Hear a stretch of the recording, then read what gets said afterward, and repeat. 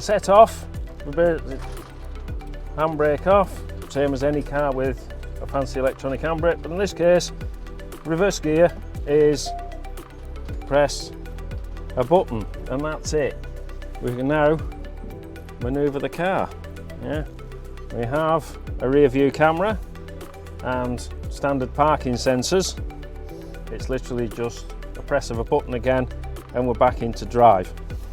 Absolute silence. All we've got is a little bit of road noise, yeah, and nothing else whatsoever. On the dashboard we've got our little gauge showing us whether we're accelerating or decelerating.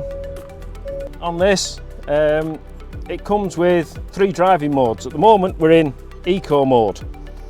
So we press the drive mode button, we now go into normal mode for everyday driving. As you can see, we've now got a wonderful blue dashboard, and then it also has a nice bright red sport mode. On the right hand side here is our approximate range, so how far we can travel with the current charge in the battery. As we change mode, the actual mileage changes.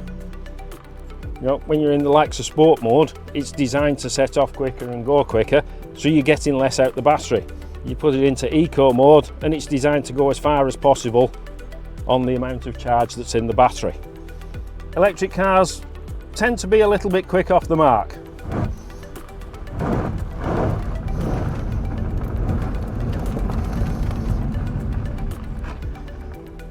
There's no lag with an electric car, it just goes. In the middle of the dashboard is a little picture. If you can just about make it out, it's a picture of a car with the battery. As we're driving, it actually shows which way the energy is flowing in and out of the battery. On the left hand side is our power gauge, so as we set off, the lights come up into the blue. We've got power coming out of the battery, going to the wheels. As we slow down, the power comes back from the wheels and recharging the battery. On the dashboard in the middle, we can now go into the specifics for electric vehicles. You can actually see how far you've gone and what sort of energy consumption you've been using. So I think this is a 54 kilowatt battery, so on that you're looking about 160 miles. Obviously the more economical you drive it, the further you're going to get, same as you do with any car. You know, on the 19th of January it says there it was driven 13 miles and the average consumption was only 3.7 miles per kilowatt hour. So it says here we've got 2 different types of charger. The ones I showed before was the AC portable charger.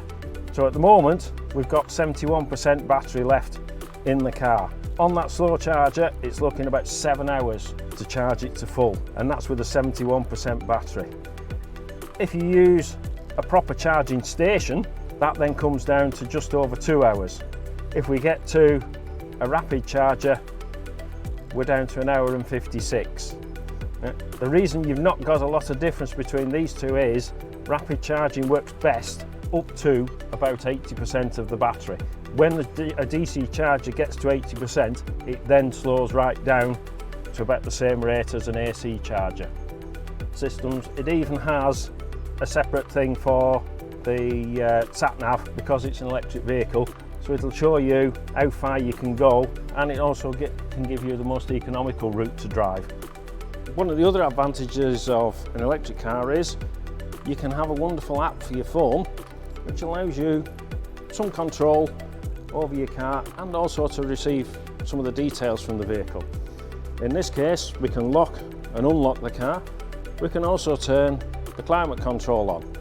So if we're going out on a especially cold morning and we don't particularly want to get into a cold car, we can open the app up and you just literally press a button, put the code in to unlock it, and the app sends a signal to the car and turns the heating on in the car. In fact, it's just binged up to tell me success, climate control activated. Good if the car's frozen up as well, because it means you don't have to sit and wait for your car to defrost. You turn this on, the car remains locked, and you come out and all your windows are defrosted and no scratching them with a scraper and spraying de-icer everywhere. One of the other functions this particular one has, it has a map on it. Yeah, we click on the map and it shows where I am and it shows me where my car is. So it tracks the vehicle. It also allows you to do route planning on your phone. So if you're going somewhere, you can plan your route on the phone and then send it to the sat-nav in the car. So you don't have to sit in the car and work out your route where you're going. It knows exactly where you're going because you just sent the details to the car. It will also tell me the status of my car.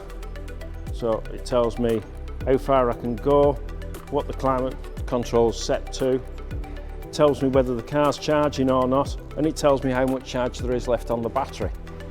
So I can check to see whether I can get where I'm going before I've got in the car. So if I'm planning on going on a long journey, I can look at my phone and go, oh no, I need to charge the car up some more because there's not enough juice in the battery to get where I'm going.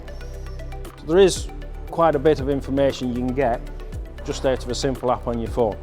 Doesn't cost anything, comes as a function with the car. All you have to do is set up an account.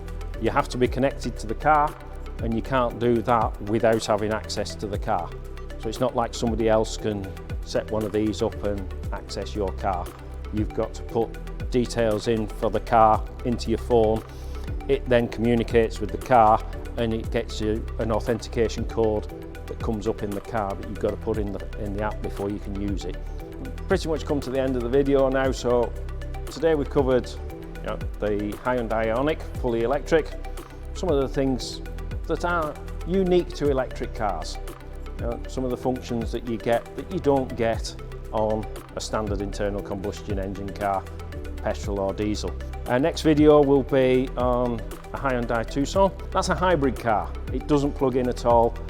It has an internal combustion engine and an electric motor, but you don't have to plug it in and charge it. You just get in it, fill it up with fuel and drive it.